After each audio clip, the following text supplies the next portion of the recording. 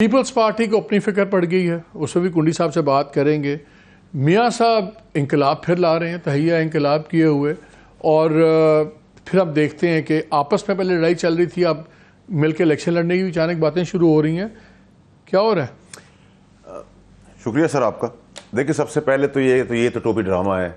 Elections की wave बनाने के लिए पेट फाड़ेंगे, वो उसको गले से पकड़ेगा, ये कौम को तो समझ में आ गया। अब तो जो लेटेस्ट नंबर्स फिगर्स आए हैं, 6.25 करोड़ यंगस्टर्स हैं उसके अंदर। मैं अब समझता हूँ 21 को मेरी सालगिरह है, उन्होंने बड़ा बुरा दिन अपने लिए चूज़ किया आने के लिए। तो एक तो प्राइम मिनिस्टर हाउस से वो कुर्सी पे उनके लेके एयरपोर्ट से उसी कुर्सी पे बिठा के जेल ले जाते हैं, क्योंकि जो स्टेटमेंट्स और बयानात मियाँ साहब दे रहे हैं, तो मुझे तो वैसे ही वापस जहाज़ की सीट पर बंधे हुए नज़र आ रहे हैं।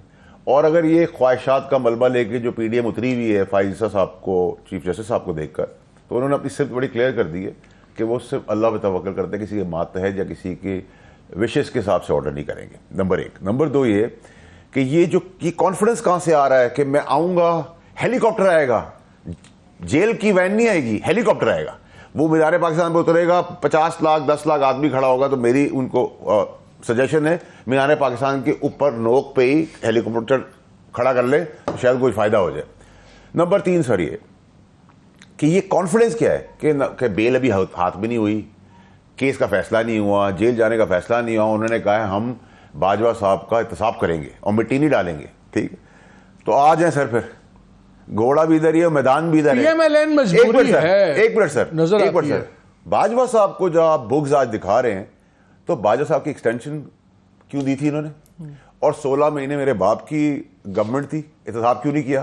तो ये बातें हैं। और तूफान, ऐसा तूफान आएगा कि इस बार सभी लपेटे जाएंगे। अभी आप देखें, हल्का सा कुछ हुआ है तो एक भाई तो वापस जा रहा है लंदन की तरफ, और ये तो पार्ट टाइम है। और इस मुल्क के अंदर ड्रामा तो चलता रहा है। 164 का बयान देकर इसहाक डार साहब मफरूर हो जाते हैं, इश्तिहारी हो जाते हैं। एक रात आता है केस बंद होते हैं, दूसरी रात सेनेट बहाल, तीसरी रात फाइनेंस मिनिस्टर, और वो फाइनेंस मिनिस्टर जिसने 16 महीने में सारे केसेस माफ कराए, कर्जे लिए। और आज राणा साहब की ट्रिब्यून में रिपोर्ट है कि उन्होंने फिर फिगर्स को फज कर दिए, नंबर्स को।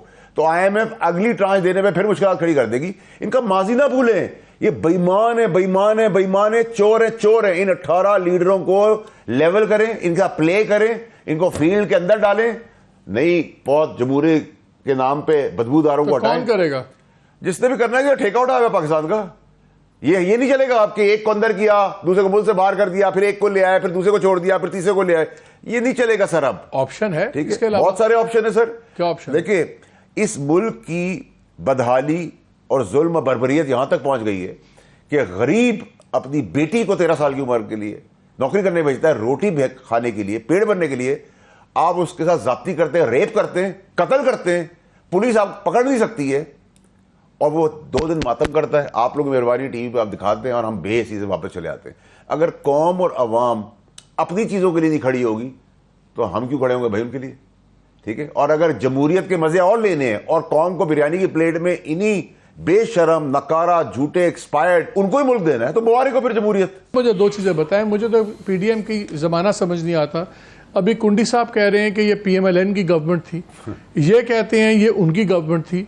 इलेक्शन बयानिए में दोनों ओन नहीं करते 16 माह को, वो उसकी बात ही नहीं करना चाहते। वो कहते हैं जी अपनी अपनी बात करो, पहले की बात। एक तो 16 माह कोई ओन अप नहीं कर रहा। दूसरा, ये जो बयानिया बन भी रहा है, क्या इससे लोगों का मसला ये है कि किसने किसको निकाला? इससे तो लोगों का मसला है, भूखे मर रहे हैं, महंगाई इतनी है, बिजली का जो हाल है, आने वाले दिन इससे भी बुरे। क्या ये डिवोर्स फ्रॉम रियलिटी है, या मियाँ साहब का बयान पूरा एक प्रेशर बनाने की है कि अगर वो ये समझते हैं कि पीएमएलएन को लाना मजबूरी है निज़ाम की, तो फिर उनको भी लाना मजबूरी बन जाए? और ये ना हो जो हम सुनते हैं कि जी शहबाज साहब के साथ कंफर्टेबल हैं लोग या नहीं हैं, कोलिशन पार्टनर्स भी कंफर्टेबल हैं। क्या मियाँ साहब ने ओवर प्ले कर रहे हैं हाथ अपना? देखिए भाई साहब, सबसे पहली चीज़ तो ये है कि ये जो वो प्रेशर है वो तो प्रेशर कुकर है। दूसरा ये कि उनके प्रेशर्स हमने देखे हैं कि वो फिर प्लेटलेट्स के सर्टिफिकेट आते हैं और 50 रुपये का स्टैम्प पेपर आता है और वो जहाज़ में निकल जाते हैं फूल्स और अंगूरों के साथ, और प्लेटलेट्स दुबई तक उनको आने देते हैं, फिर वापस चले जाते हैं। तो जो उनका ख्वाहिशात पे मबनी पीडीएम लोगों के समेत जो है कि फायद ईसा साहब, जस्टिस चीफ जस्टिस फायद ईसा साहब, क्योंकि गली मोहल्ले में तो यही बातें सुन रहे हैं हम, और ये काफ़ी दिनों से बयानियाँ बना रहे हैं, तो वो तो मुझे दफन होता हुआ नज़र आ रहा है, नंबर 1। नंबर 2 ये कि किसी का बाप भी ये सारी बातें करके आए तो सही, और दूसरा ये कि अगर आप इतने बड़े तुरम खान थे कोई भी, तो सर फिर 16 महीने पहले आपने पहले का नोट को इज्जत दो, फिर का वोट को इज्जत दो, उसके बाद उनको एक्सटेंशन भी दे दी, ख्वाजा असद का ब्लैंक चेक दिया है। तो ये बयान किसके लिए था? ठीक है, ये सुना रहे, देखिए इस बयान से बहुत क्लैरिटी आनी चाहिए एस्टैब्लिशमेंट को, जुडिशरी को, कि इन सब वसीदा एक्सपायर्ड लीडर्स का माजी ना भूले। इनका वेनम फौज और अदलिया और मुल्क के खिलाफ पहले भी था, आज भी था। इमरान खान की बराबर वाली बैरक में सबको भरे। लेकिन चीफ जस्टिस ने भी कहा है कि हमने भी गलतियां की हैं, हमें मानना चाहिए। चीफ जस्टिस आप उसकी accountability करेंगे। सारे ही समाम में नंगे हैं ना? नंगे हैं तो फिर नंगे ही है ना, फिर उनकी अकाउंटेबिलिटी करें और फिर कपड़े पहना दें उनको। दूसरी चीज ये कि सर ये जो कह रहे पार्लियामेंट की supremacy, somebody is trying to play towards the gallery, तो पार्लियामेंट कहां थी?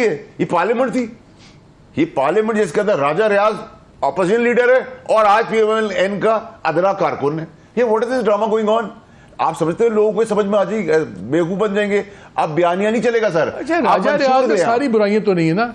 राजा रियाज ने ही नाम नॉमिनेट किया केयर टेकर प्राइम मिनिस्टर का, तो वो राजा रियाज के दिमाग में तो आ ही नहीं सकता, उनका उससे कोई ताल्लुक ही नहीं था काकड़ साहब से।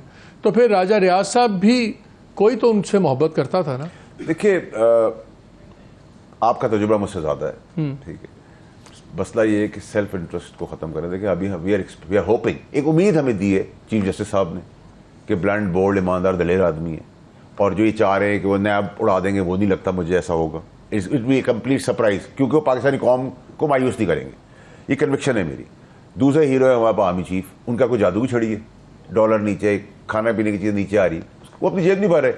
जितना भीख मांग के वोट लेते हैं इन गरीबों से, उनकी जो जरूरियात है वो सब इन लीडरों का फैक्ट्री है। चीनी, आटा, चावल, तेल, कपड़ा, स्कूल, बिल्डिंगे, अस्पताल इनके अपने हैं, और गरीब पैदल नंगे फिर रहे हैं, ठीक है, अपनी बच्चियों की लाशें उठा रहे हैं और मातम कर रहे हैं। ये हमें जमहूरियत ने दिया है, ये हमें आइन ने दिया है, ये हमें कानून ने दिया है। तो सर फिर थैंक यू वेरी मच, आप लोग मजे लें, और पब्लिक को भी कहता हूं कि अगर खुद नहीं खड़े हो सकते तो बिरयानी की देग लें, उस पर झपटे, पेट भरे, आलू मुर्गी की बाइट लें, कीमे वाले नान लें, और फिर लोगों को ले आए। देखिए सर, इस मुल्क का मसला एक हल हो सकता है, ये 18 लोगों को MBS की तरह बुलाए, चपेट मारने की भी जरूरत नहीं है, बोलो भाई दो इधर ट्रांसफर करो, चलो जाओ यहाँ से, और आप देखें मुल्क की तकदीर कैसे बदलती है। इनके साथ पाकिस्तान की तकदीर कोई नहीं। अच्छा फैसल, क्या आपको ये मास्टर स्ट्रोक नजर नहीं आती अगर ये होता है? मतलब मैं इसको इतनी सिंपली डिसमिस नहीं करता, इसकी काफी इम्प्लीकेशन। मैं सर आपसे रिक्वेस्ट ही करूंगा कि जिनका माजी आप भूलने को तैयार हो गए शॉर्ट मेमोरी की वजह से, मियां साहब की तारीख रही है, हर से वो लड़ाई इनकी हुई है, उनके खमीर में है, वो चाहते हैं, और PDM जमात वो कहेंगे मैं जमहूरियत बंद हो जाए, वो कहेंगे मैं ताला लगा दे, ताला लगा दे, अदलिया को ताला लगा दे, और चलते हुए आदमी की चमड़ी का जूता बना के पहन लें। ये है PDM की सोच, सारों की सोच है ये, ठीक है, अपने इंटरेस्ट की लड़ाई है, किसी को आटे की फिक्र नहीं, किसी को रोटी की, किसी चावल, किसी की फिक्र नहीं, हर कोई अपनी ताकत की जंग लड़ा है। इलेक्शन कमीशन, मैंने तो कानून के अंदर देखा था कि अंधा होता है, लेकिन इतना अंधा होता है मुझे नहीं पता।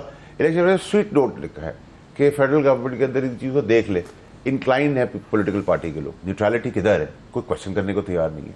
लास्ट एंड मोस्ट इंपॉर्टेंट चीज, इस आदमी से जो धोखा देके मुल्क से गया, जो मफरूर और इस्तारी हो, वो आने से पहले अपना वैनम बुक्स दिखा रहा हो, और माजी आप याद कर लें इन सबका।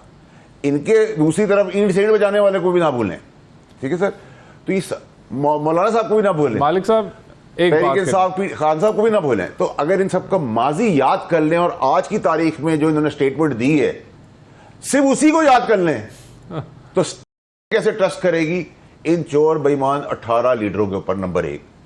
नंबर 2 है कि मान लें सल कि जो ये PDM बयानियां बना रही है कि जी हमें सुप्रीम कोर्ट रिलीफ देगी, मान लें, होता भी रहा है पहले जमाने के अंदर, मैं नहीं मानता, तो कितनी देर चल जाएगी? 11 महीने, 13 महीने, वो गुड केयर सेदारी हो 13 महीने, ठीक है, शहबाज शरीफ साहब आ गए तो 16 महीने, 14 महीने चल जाएगी, ठीक।